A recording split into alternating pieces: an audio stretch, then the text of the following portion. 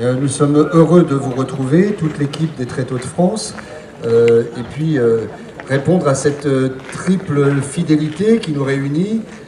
D'abord, évidemment, celle envers les femmes et les hommes de courage qui sont tombés ici pour notre liberté, fidélité à l'association pour le souvenir des fusillés du Mont-Valérien et d'Île-de-France, à leurs familles, évidemment, et puis une fidélité à la pensée humaniste qui préside à tout cela, celle de l'éducation populaire, celle que Jean Zay nous a prodiguée et que nous continuons au sein du Centre dramatique Les Tréteaux de France de faire perdurer par la transmission, la formation, l'éducation, la rencontre des jeunes gens avec le théâtre et avec ses valeurs qui sont celles du CNR. Donc il est important pour nous que nous ayons pu transmettre autant que nous l'avons pu à ces jeunes lycéens de seconde du lycée Le Corbusier d'Aubervilliers, en remerciant le proviseur du lycée, le professeur qui est très engagé aux côtés de ces lycéens, et de permettre aux 3 comédiens des Tréteaux de France d'encadrer cet atelier, voilà, pour que, comme le dit Bertolt Brecht, le ventre fécond de cette bête immonde ne produise pas. Voilà. Merci à tous et bonne après-midi, sans la pluie j'espère. Tu es contente? Merci, vous êtes gentil. Vous êtes gentil. Je suis contente. Alors, puisque vous êtes là, je veux vous dire... Plus fort, Mamounia, on n'entend rien. Je veux vous dire... Quoi? Qu'est-ce que tu veux nous dire? Je veux vous dire, ne vous moquez pas. La vie, elle est fragile, la vie. C'est une petite bougie qui brille, brille, brille. Quelqu'un en passant comme ça, d'un seul coup, peut la souffler et l'éteindre. Par violence, par négligence, par vengeance, par bêtise. Oui, la souffler et l'éteindre. Le bonheur et la liberté, ça peut s'éteindre. Quand j'avais votre âge, j'ai cru qu'on allait rester pour toujours dans le noir. Parce que c'était la guerre? Tu te souviens de tes 16 ans, Mamounia? Comme si c'était hier. À quoi tu pensais, toi, quand tu avais 16 ans? À mon bac? À ton bac, en pleine guerre? C'est ça pour nous faire travailler? Non, j'en rêvais la nuit. Ce que j'ai passé, c'est la ligne de démarcation. Mais ce que j'aurais voulu passer, c'est mon bac. Étudier, lire, découvrir, chaque jour de nouvelles choses. Voir les autres, partager, préparer l'avenir. Vous ne pouviez pas savoir ce que c'était pour nous. Et tu l'as passé finalement, ton bac? Non, mon père a rejoint le maquis, nous sommes tous partis dans la Creuse. Je revois mon père avec un revolver passé dans la ceinture. Lui, qui n'aurait pas fait de mal à une mouche. Et l'amour? Tu avais un amoureux? Oh oui. Il s'appelait comment? Michel. Et alors? On a dû se séparer, après mes lettres sont revenues. Parti sans laisser d'adresse, et lui, il ne savait pas où j'étais cachée. Après-guerre, j'ai su qu'il avait été volontaire au Corps franc liberté. Il a été fusillé, il n'avait même pas 20 ans. Oh, désolée, excuse-nous si on avait su. Au contraire, ça me fait du bien de parler de lui. Je n'ai jamais eu l'occasion de parler de lui. Vous étiez dans la même classe? En ce temps-là, les filles et les garçons n'allaient pas à l'école ensemble. Dans son lycée, il y a eu beaucoup de résistants. Aujourd'hui, c'est le lycée Jacques Decoux. On lui a donné le nom d'un prof qui a été fusillé au Mont-Valérien. Un prof extra, tout jeune. Il a été fusillé. Il avait 32 ans. En fait, il s'appelait Monsieur Daniel de Courtemanche. Nous, on l'appelait Courtemanche. Pour déjà de vieilles machines. Maintenant, pour être dans la note, il faut du swing. Le swing n'est pas une mélodie, le swing n'est pas une maladie, mais aussitôt qu'il vous a plu, il vous prend et vous lâche plus. Oh, je suis swing, je suis swing. Je suis swing, oh, je suis swing. C'est tout ce que ça peut briser. On croit vraiment que c'est le moment de faire les zouaves. Eh Tony, un peu d'humour, ça n'ira pas mieux en faisant la gueule. On va peut-être avoir la guerre, vous chantez, vous dansez, vous êtes inconscients. La guerre a été arrêtée, non? Avec ces accords signés à Munich, Hitler va nous laisser tranquilles. On vit une époque décisive, une époque qui va compter dans l'histoire. Il faut se documenter, il faut réfléchir. Toutes les époques comptent, surtout quand on est dedans. Moi, la politique, je m'en moque. Ce que je vais faire, c'est médecine, le reste... Daniel, toi qui es si intelligente, tu devrais quand même savoir qu'il y a des membres de la politique. Si tu ne t'en équipes pas, c'est elle qui s'occupe de toi. Et alors là, c'est pas swing du tout, tu sais. Ruben, tu dis ça parce que tes parents sont venus d'Arménie. La politique, eux, ils ont souffert. Ils ont souffert surtout du racisme. C'est la politique qui les a sauvés. Vous savez, il y a des moments où on ne peut pas se sauver tout seul. Mes parents, ils ont été sauvés par la France. par la solidarité. C'est la marine nationale française qui est venue à leur secours en 1915. Le marin français, ils ont ramené 4000 personnes à Marseille. Moi, ma mère me répète tout le temps tout sauf la guerre. Mon père est revenu complètement fou de la dernière et invalide en prime, alors ça suffit. Ça ne finira donc jamais, il faudrait déclarer la guerre à la guerre. Il faut déjà que l'on puisse voter. C'est nous qui allons vivre la suite et on n'a même pas le droit de vote. Moi, je veux donner mon avis. Allez, pas de panique. Ça va se calmer. Il n'y aura pas de guerre en France. T'es idiot! Eh là, stop, Carlo, pas d'insulte. T'es idiot! Carlo explique que de répéter t'es idiot comme un perroquet. Il faut résister. Et résister, c'est d'abord ne pas propager n'importe quel bobard, imbécile. Vous ne vous rendez pas compte, dès que les nazis ont été au pouvoir, ils ont éliminé tous les opposants. Ça a été très vite. C'est la dictature et c'est le racisme. Contre les juifs, contre les noirs, contre les métis, contre les étrangers, contre les homosexuels, contre les syndicats, contre les politiques. Des communistes, pan. Des social-démocrates, pan. Socialistes, pan. Syndicalistes, pan. Tu dis que l'IR n'a pas raison, tu disparais. Tu écoutes du jazz, on te rase les cheveux et à l'armée. À l'école, en primaire, j'ai eu comme exercice de maths. Un handicapé coûte 2000 marks par an à l'État. Combien de logements peut-on construire avec cette somme pour de vrais Allemands? Et puis après, ils ont regroupé les handicapés dans des centres, leurs familles devaient les amener, et ils ont fait disparaître. Je ne sais pas comment, on ne savait pas où ils étaient. C'est pas possible. Dès qu'un groupe commence à se sentir supérieur à tout le monde, il y a du danger dans l'air. C'est mauvais signe. Et les autres, les sous-hommes, les pas comme eux, ils en font leurs esclaves, ou bien s'ils résistent, ils les tuent. C'est pas possible. Personne ne se révolte? Si, bien sûr, mais pas assez. Mon père s'est opposé à tout ça dès le début. Il était député. La Gestapo est venue, ils l'ont emmené, ils l'ont tué, sans procès, sans rien. Vous ne vous rendez pas compte. C'est infâme. Pourquoi les Allemands soutiennent des choses aussi horribles? Hitler promet de tout résoudre pour les purs Allemands. La pauvreté, le chômage, tout. Tout ce qui ne va pas, c'est de la faute des autres. C'est qui les autres? Les banquiers, les juifs, les demi-juifs, les noirs, les demi-noirs, les capitalistes, les étrangers, les français, les anglais, les démocrates, les bolcheviks. Les trop petits, les trop vieux, les trop faibles, les trop... J'ai honte de mon pays.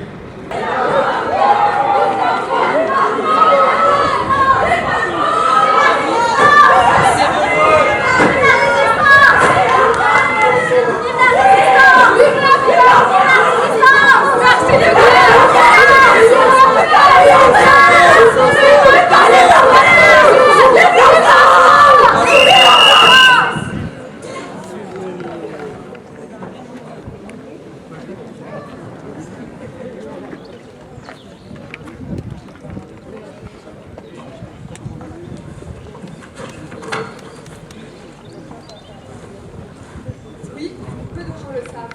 La première manifestation publique de la résistance fut une initiative de la jeunesse des écoles. Paris est recouvert de drapeaux nazis avec la croix gammée comme une grosse araignée noire. Et partout, des soldats armés. C'était très risqué. Qu'est-ce qui vous a décidé? Moi, c'est improvisé. En début de semaine, il est passé dans toutes les classes. La commémoration du 11 novembre a été supprimée par ordre du maréchal Pétain. Pourtant, Pétain était l'artisan de la victoire le 11 novembre 18.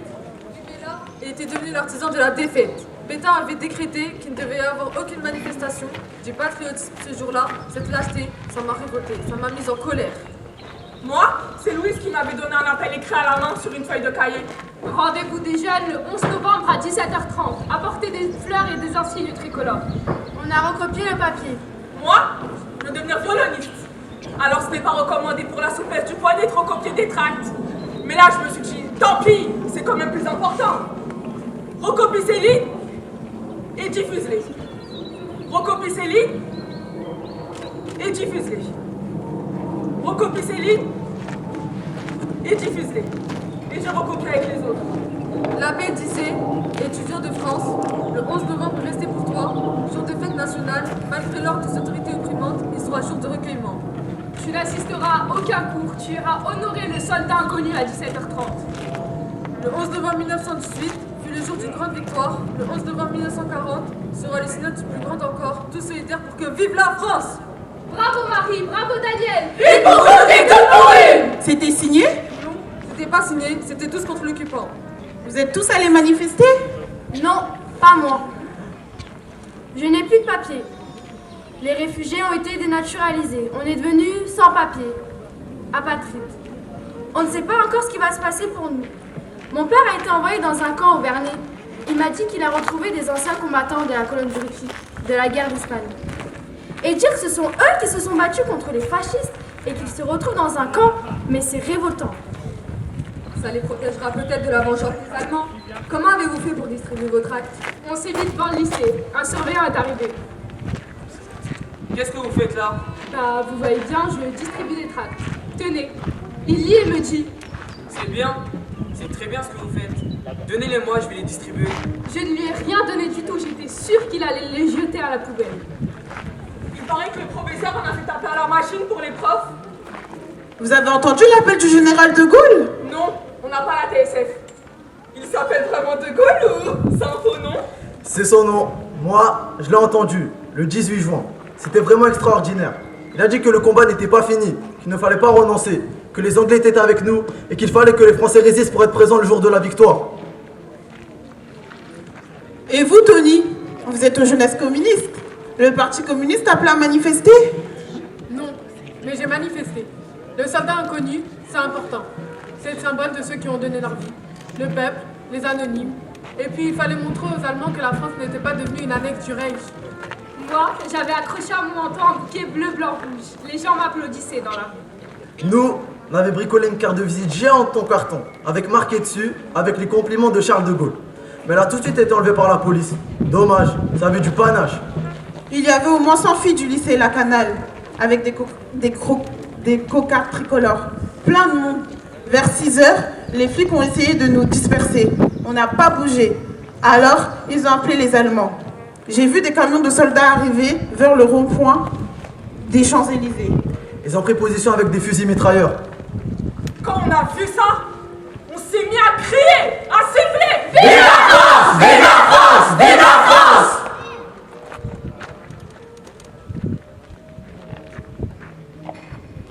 Avant, on avait défilé en silence. Puis ils ont chargé. Et ça a été la panique. Quand je pense qu'il y en a qui disent regardez les Allemands, comme ils sont corrects, comme ils sont polis. Je vous en prie, matin après faux. Fallait les voir. Des sauvages, des brutes. Ce qui m'a dégoûté, c'est que les policiers français les aidaient en bloquant les entrées du métro. Un flic m'a hurlé dessus. Rentre chez toi, espèce de petit con. Rouben et moi, c'est un flic qui nous a sauvé la vie. Il a crié attention les gars, par là, vite, il vous tire dessus. Je me suis retournée, j'ai vu que les soldats nous mettaient en joue. Les soldats allemands nous mettaient en joue. Incroyable, on a filé. Michel a reçu une balle dans le mollet, ça saignait. On se réfugiait tous les deux dans l'entrée d'un immeuble. Un Allemand, un gradé je crois, nous suivait. Il est venu vers nous. Je soutenais Michel parce qu'il avait très mal. Ça saignait beaucoup, il était à 2 doigts de s'évanouir. Et là, l'Allemand nous a bien regardés dans les yeux. J'étais prête à essayer de lui parler. Et lui, à 2 mètres à peine, froidement, il a sorti son revolver et il lui a tiré une balle dans la cuisse. Michel s'est écroulé, j'ai hurlé, des copains sont arrivés, ils se sont interposés, ils ont arrêté une voiture, ils ont porté Michel à l'intérieur. Où est-il maintenant? À l'hôpital Marmottan, ça va aller. Le conducteur de la voiture a été extraordinaire. Moi, j'ai foncé dans un mur avec Tony. On a grimpé au 6e. D'en haut, on a tout vu. Ils ont envoyé des petites voitures militaires qui montaient sur les trottoirs en zigzagant à toute vitesse. Ils percutaient les gens, ils les projetaient en l'air, ils roulaient sur les corps. C'était irréel, c'était dingue. J'ai vu plein d'arrestations, des filles et des garçons, le visage plein de sang. Ils étaient traînés dans des camions qui partaient immédiatement pour je ne sais où. C'était la guerre, on était en plein dedans. On ne s'attendait pas à ça. Pas du tout.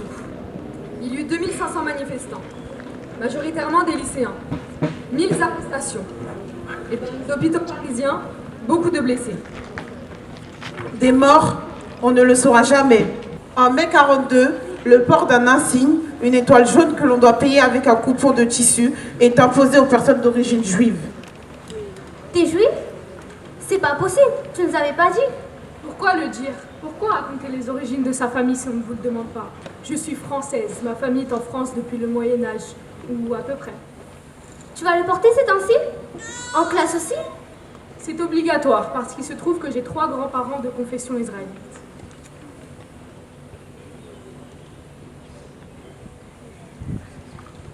Eh bien moi, je vais faire une gélouille d'Azazel. Voilà.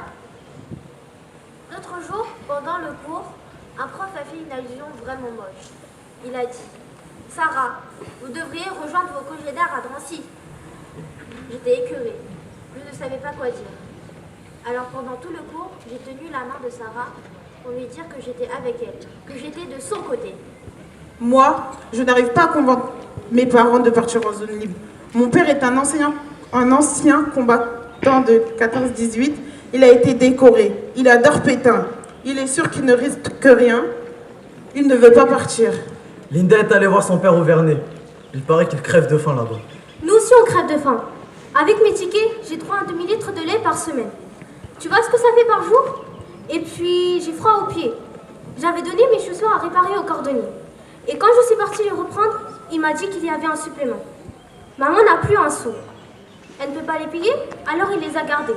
Il ne veut même pas me les rendre. J'en aurais pleuré. Quel salaud! Il y en a qui en profitent, qui font du marché noir. Mais à la Libération, ils passeront un sale quart d'heure. Le 30 mai 1942, le directeur entre dans la salle, un papier à la main, l'air grave.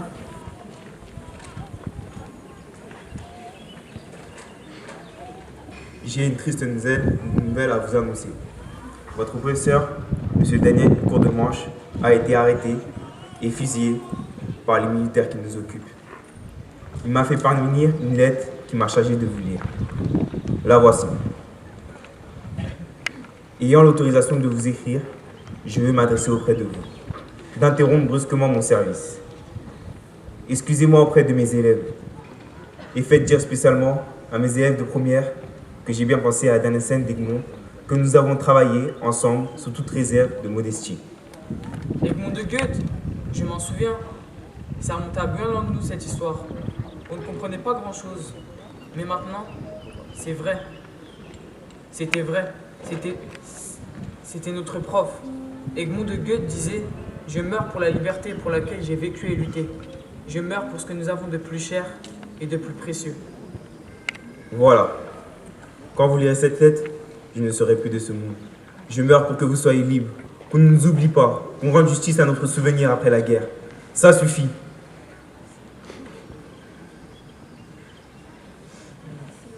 J'ai 2 amours, mon pays et Paris.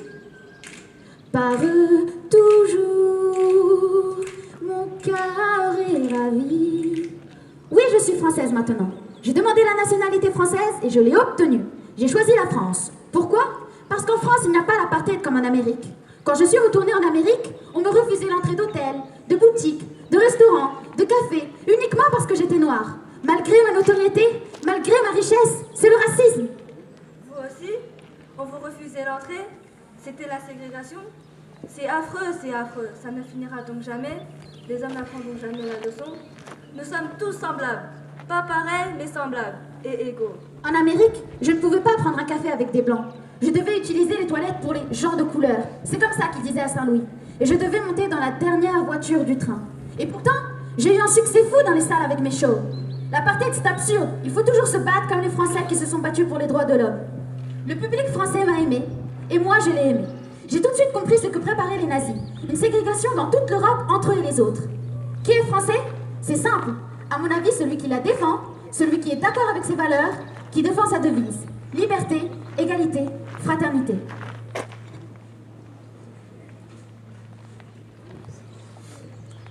Sur mes cahiers d'écolier, sur mes pupitres et les arbres, sur le sable, sur la neige, j'écris ton nom. Sur toutes les pages blanches, pierre et sang, papier ou cendre, j'écris ton nom. Sur les images dorées, sur les armes des guerriers, sur la couronne des rois, j'écris ton nom. Sur les merveilles des nuits, sur le pain blanc des journées, sur les saisons fiancées, j'écris ton nom. Car je suis né pour te connaître, pour te nommer. Liberté!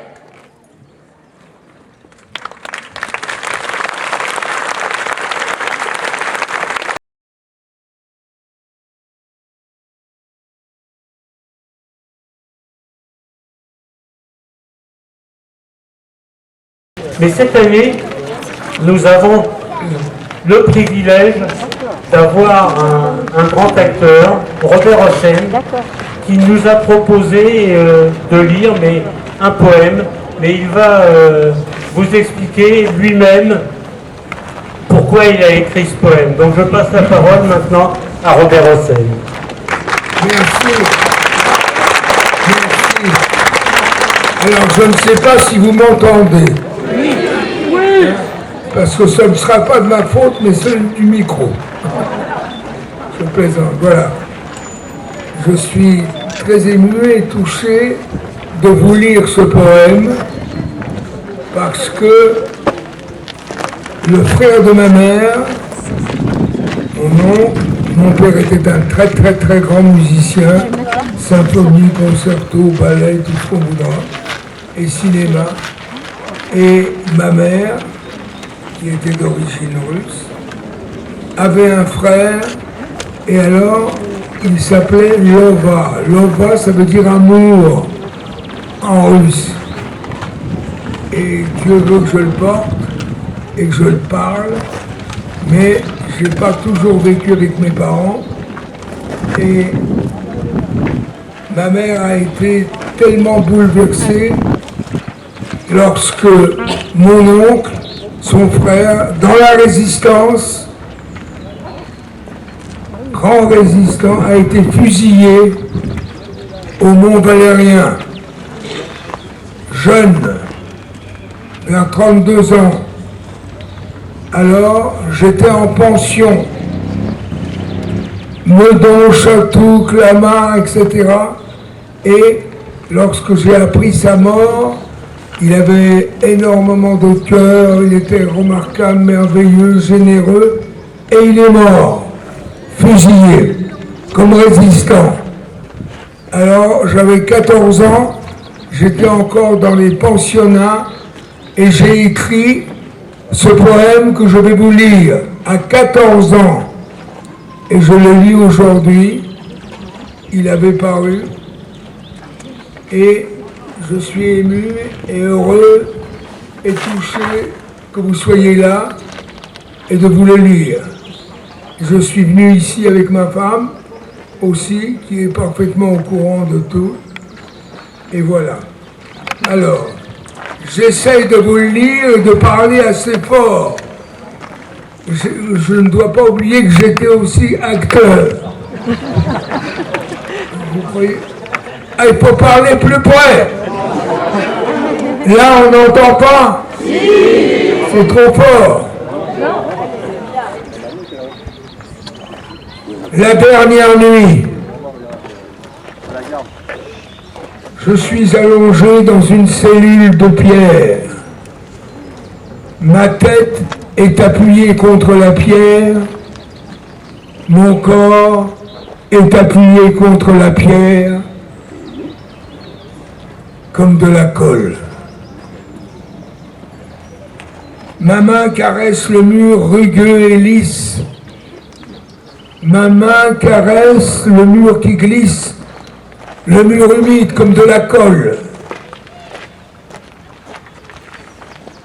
Je vais mourir dans quelques heures. Cette dernière nuit est la plus courte, naturellement. Je vais mourir et je pense au futur. J'ai cessé de me souvenir. J'ai si peur de regretter. Je demande pardon aux hommes de ma patrie, morts pour ma liberté. Je meurs pour les hommes de ma patrie et pour leur liberté. C'est bon.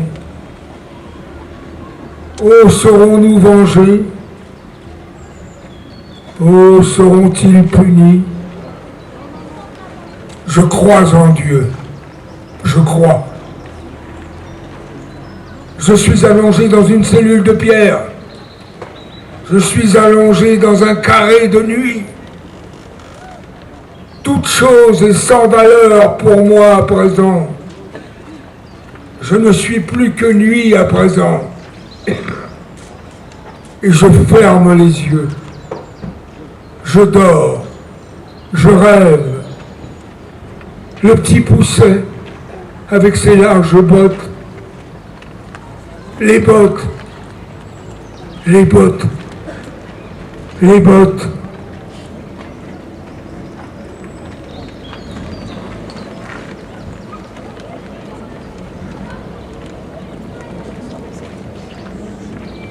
Toute chose est sans valeur pour moi à présent. Je ne suis plus que nuit à présent. Le petit Pousset avec ses larges bottes, les bottes, les bottes, les bottes. Déjà, alors, je songe aux campagnes de France, les soirs d'été. Je songe aux nuages violets, les soirs d'orage. Je songe aux herbes mouillées, les soirs de pluie. Je songe au chant des insectes, aux lumières dans les fermes, au silence dans les bois, aux enfants dans les blés. Et c'est un grand calme. La porte de la cellule est ouverte. Je suis sorti.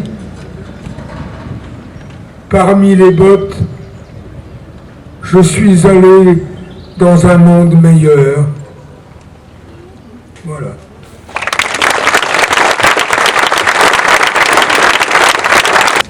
Tu es anglais, tu pilotes un Lysander, un de ces avions qui fait la navette entre l'Angleterre et la France. Cette nuit, 8 juin, tu embarques 3 personnes et des caisses d'armes. À minuit, décollage de Togmer. Ça secoue, tu voles. Voilà Cherbourg, le barrage de la Flaque. Tu zigzags, tu montes, tu descends, au milieu d'un feu d'artifice. Tu es passé. Maintenant, il faut trouver l'objectif en suivant les reflets de la lune sur les cours d'eau. Ça y est, enfin, la lettre convenue s'allume en morse. Tu descends de la trouée d'approche. Le baillissage s'allume. Tu atterris dans un champ. Tu stoppes nez à nez avec un pommier. Tu poses une échelle sur le cockpit. Les passagers descendent, sonnez. 2 autres attendent pour embarquer vers Londres. Tu salues le pilote, tu lui donnes un cadeau. Il referme le cockpit et repart. Il est resté 7 minutes. Tu prends en charge le dénommé Léo. Tu lui as déniché un vélo. C'est un bien rare, un vélo. Les gens d'origine juive n'ont pas le droit de posséder un vélo. Les vélos, comme les postes de radio, doivent être déclarés à la police. Tu t'occupes des lampes de balisage. C'est une mission dangereuse et très précise. Tu as appris à les disposer face au vent, quand et comment les allumer. Tu es le chef absolu d'un minuscule terrain d'atterrissage qui ravitaille la résistance de toute la région. Tu as passé la nuit à attendre. Tu déplaces le matériel et les caisses de munitions qu'il faut cacher. C'est maintenant le plus dangereux, le bruit de l'avion a fait alerter la commande à tout. Tu attends. Tu t'es caché un envoyé dans ta maison à Sablonneux du Sault, un village. Tu attends. 1 heure, 2 heures. Tu es inquiet. Une patrouille passe et tu as peur. La lune éclaire fort cette nuit. Enfin il arrive. En vélo. Tu lui prépares à manger. Il s'endort. Tu veilles sur lui. Tu es sa femme. Tu fournis des cartes d'alimentation pour les clandestins, les maquisards, les juifs, les persécutés.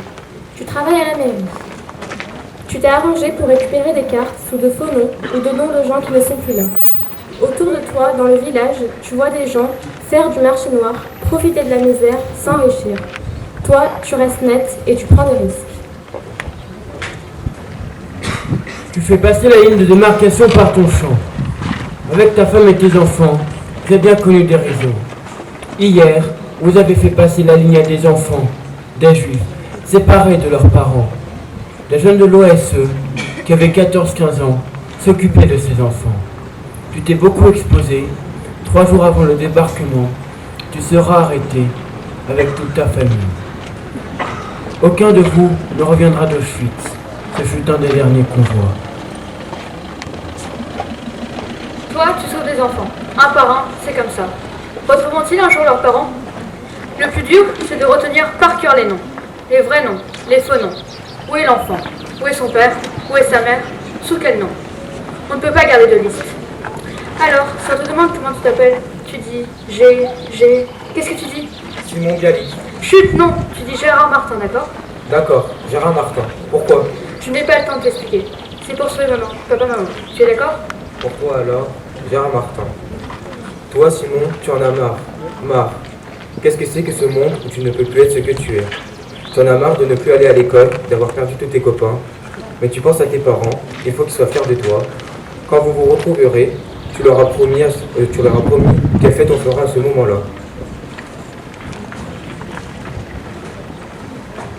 Tu assures la sécurité d'un rendez-vous dénommé Léo. Ton revolver, tu l'as volé à un soldat allemand.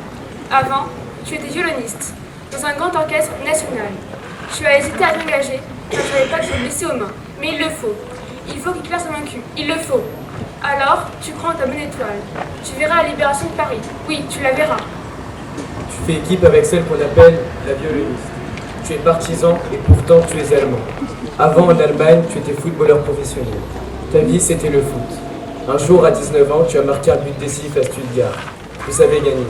Et sur un immense drapeau à croix gammée, tout le stade s'est levé et a hurlé « Heil Hitler !» C'est là que ta vie a basculé. Tu n'as pas crié, tu n'as pas fait le salut nazi, tu es resté immobile. Tu as été condamné à 15 ans de forteresse. Tu as réussi à t'évader et tu as rallié la France. Maintenant, avec les résistants français, tu combats l'armée allemande. Tu es chirurgienne. Tes parents sont venus d'Arménie. À l'hôpital, 2 jeunes t'ont emmené un blessé en pleine nuit. Il avait une balle dans l'épaule. Tu ne l'as pas inscrit sur le registre, tu l'as opéré, tu l'as soigné, puis tu l'as caché. Il est interdit d'opérer un blessé par balle sans le déclarer à la police.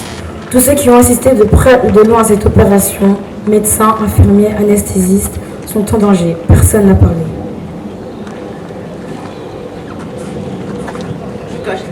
Tu caches Léo chez toi depuis plusieurs jours. Il a achevé sa mission à rencontrer quantité de gens, établi des contacts.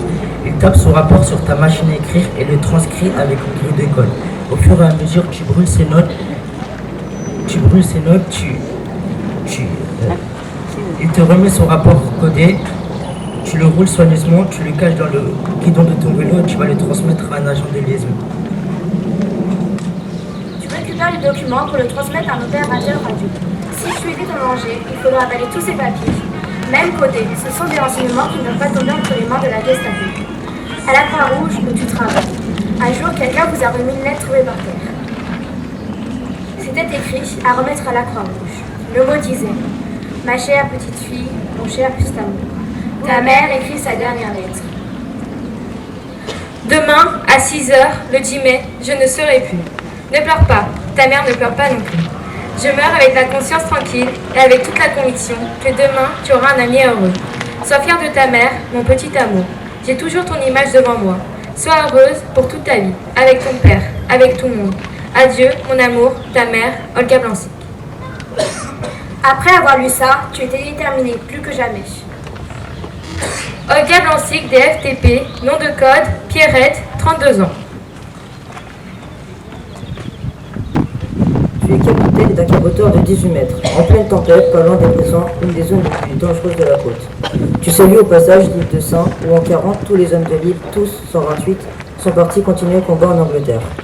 Aujourd'hui, tu as embarqué 2 Anglais, 3 Néerlandais, 1 Hongrois, 2 réfractaires français, 1 Espagnol, un ex de brigade internationale et ce Léo. Vous avez rendez-vous avec une vedette de la Navy qui attend en large. D'ailleurs, la voilà. Capitaine! Mission accomplie.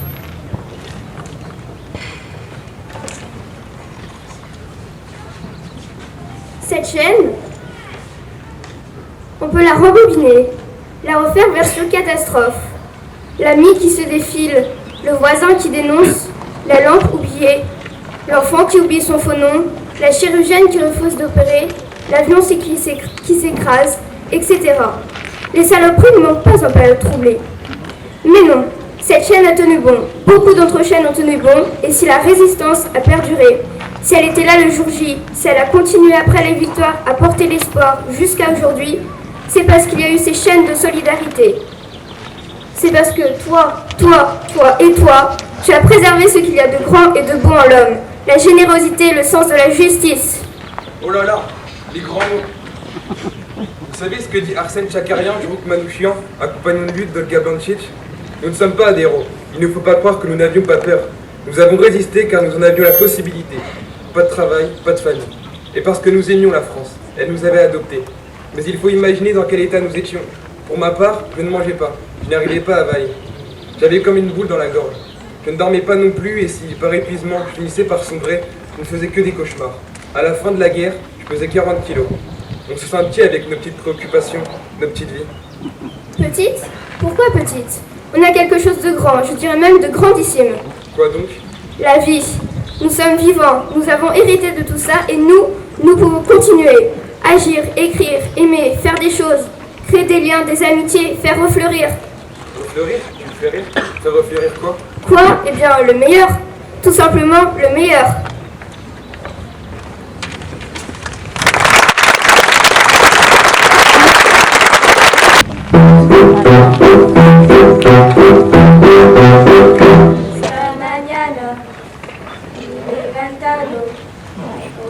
Ciao, bella ciao, bella ciao, ciao, ciao, sta mañana me he levantado y One morning, I woke up. Oh, bella ciao, bella ciao, bella ciao, ciao, ciao. One morning, I woke up and I found it later. Una mattina mi sono alzato. Oh, bella ciao, bella ciao, bella ciao, ciao, ciao. Una mattina mi sono alzato e ho trovato l'invasore. Oh, partigiano, portami via. Oh, bella ciao, bella ciao, bella ciao, ciao, ciao. Partigiano, portami via. Che mi sento di morire. E se io muoio da partigiano. Oh, bella ciao, bella ciao, bella ciao, ciao, ciao. E se io muoio da partigiano, tu mi devi seppellire e seppellire lassù in montagna. Oh, bella ciao, bella ciao, bella ciao, ciao, ciao. E seppellire lassù in montagna sotto l'ombra di un bel fiore e le genti che passeranno. Oh, bella ciao, bella ciao, bella ciao, ciao, ciao. Tutte le genti che passeranno mi diranno che bel fiore. E questo è il fiore del partigiano. Oh, bella ciao, bella ciao, bella ciao, ciao, ciao. E questo è il fiore del partigiano. Morto per la libertà.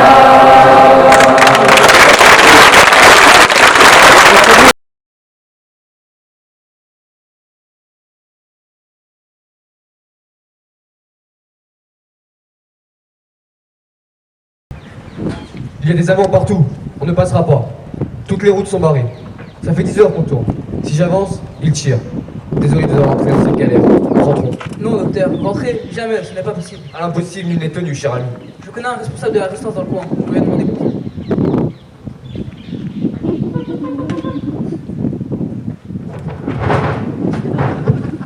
Commandant Guénou, responsable de la résistance de la région de Cormeilles. Alors. Ah.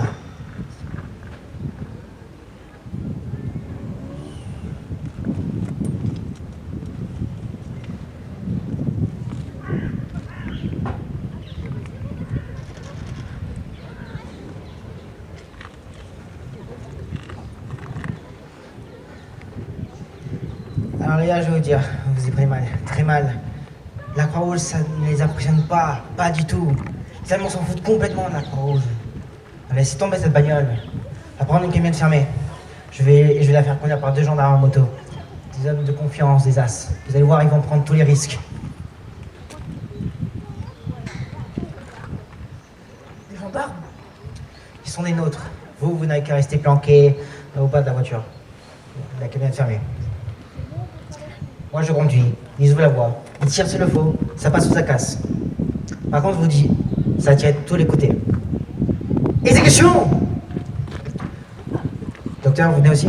Non merci, je n'ai pas de message à porter. Et vous pouvez avoir encore besoin d'un médecin. Je le crains. Bonne chance. Je vais aller chercher la camionnette et épargner les camarades.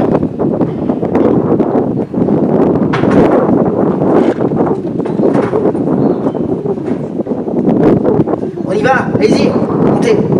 Attention Bruno. On y va.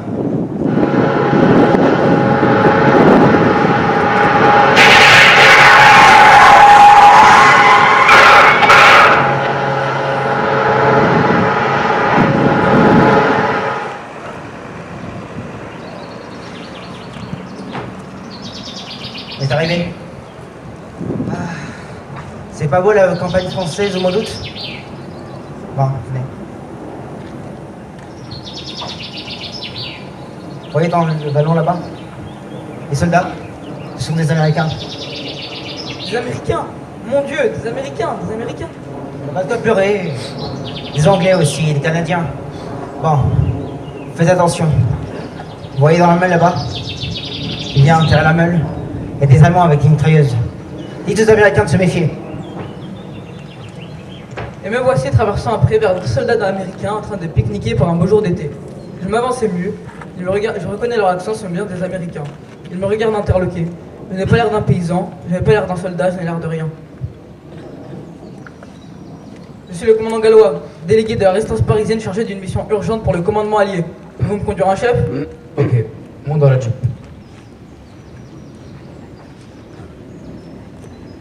Sergent, je vous signale que derrière la meule, il y a des Allemands en embuscade qui nous attendent avec des mitrailleuses. Que vous voulez que ça me foute? On y va.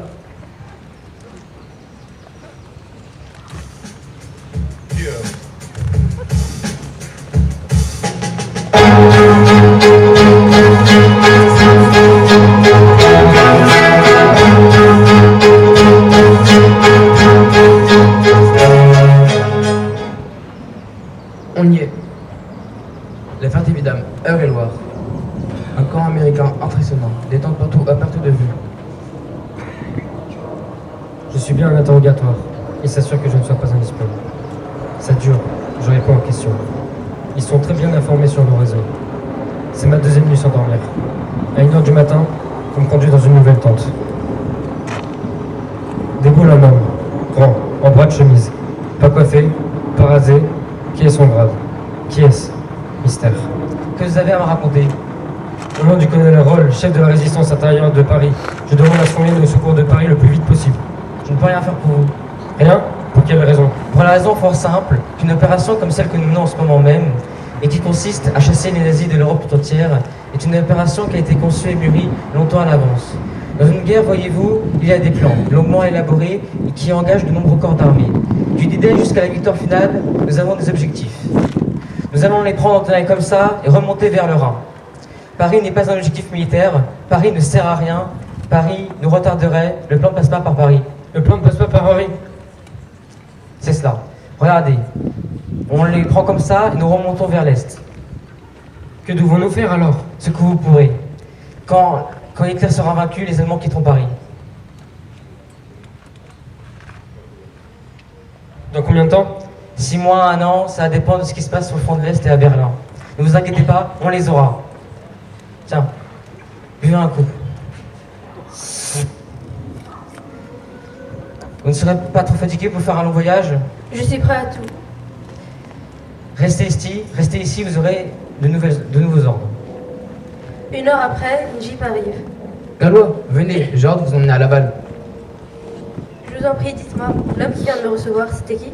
Vous sortez d'où, vous? Tout le monde le connaît ici, c'est le général Patton. Le général Patton? Il vous expédie au grand état-major allié. Nous y serons à 6h du matin.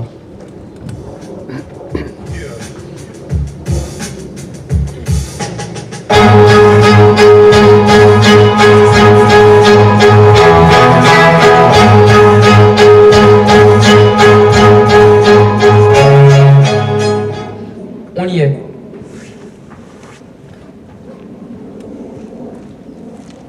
Du matin dans la petite ville de Laval-Mayenne, une jolie propriété privée au milieu d'un parc. Vous êtes le délégué de Paris envoyé par Patton? On vous attend. J'entre dans un salon de réception. Je suis dans un état second, je n'ai pas dormi. Je vois 15 officiers supérieurs, tous plus galonnés les uns que les autres. Charles Bradley, voici le délégué des forces françaises de l'intérieur de Paris. Omar Bradley, général des forces alliées. Nous vous écoutons. Soyez bref, nous n'avons pas de temps à perdre. Présentez les choses autrement. Paris est à moitié libéré. La préfecture de police, l'hôtel de ville de Paris et de nombreuses municipalités de banlieue sont aux mains de la résistance. La population parisienne est avec nous. Nous avons très peu d'armes. Nous ne pourrons pas soutenir un long combat de rue. L'Allemagne achemine des renforts. Les monuments ont été minés et ils détruiront Paris. Tout le monde attend les Alliés. Jamais la France ne pardonnera à l'Amérique si elle ne fait pas un geste pour sauver Paris. Vous tombez à pic. Vous arrivez à la minute précise où l'état-major examine le problème de Paris. L'insurrection n'a pas été prévue, De Gaulle est intervenu, Leclerc a été convoqué en urgence et il va arriver à l'aéroport de Laval. Allons-y. Vous allez l'informer de la situation à Paris. Merci, vous pouvez disposer. Général Leclerc, voici un délégué du comité parisien de la libération qui... Je sais, Paris attend, je sais que Paris attend, et aussi ils le savent, je suis bloqué par le haut commandant américain. Nous avons fait nos preuves en Normandie, plus que nos preuves. Ils parlent de m'envoyer en Bretagne, on me donne pas d'essence, on ne me donne pas d'ordre. Depuis l'Afrique, le serment de Koufra, là-bas en Libye, c'était en 41, avec une centaine d'Européens évadés, 250 péaristes, des Tchadiens, les premiers à reconnaître la France libre, les Camerounais aussi, nous étions les premiers, mes hommes attendent, ils attendent l'ordre de marcher sur Paris. Vous pourriez peut-être de votre propre chef détacher une petite unité blindée qui irait au secours des Parisiens. Détacher une petite unité blindée qui irait au secours des Parisiens? Une unité blindée qui irait au secours des Parisiens pour prendre Paris, il faudrait au moins une division. Une division alors? Vous croyez qu'on déplace une division comme ça, vous? Et hop! Omar Bradley, nous allons avoir la réponse. Général Leclerc, conformément pris aux engagements avec le général de Gaulle, une division française sera la première à entrer sur Paris et ce sera la vôtre. Vous avez l'autorisation de marcher immédiatement sur Paris avec la deuxième division blindée. Monsieur, nous serons 3 à supporter les conséquences, fastes ou néfastes de ce changement de plan. Vous, parce que vous l'exécuterez, moi, parce que j'en ai pris la décision. Et vous, l'envoyé des Parisiens, parce que la décision a été prise après votre intervention. Général, à vos ordres. Merci. Nous sommes le 22 août, il est 19h15. Dans 2 jours, nous serons à Paris. Tout recommencer. Pour la vie, la justice, la tolérance et la beauté, les résistants sont là, toujours jeunes. Allons vers l'avenir.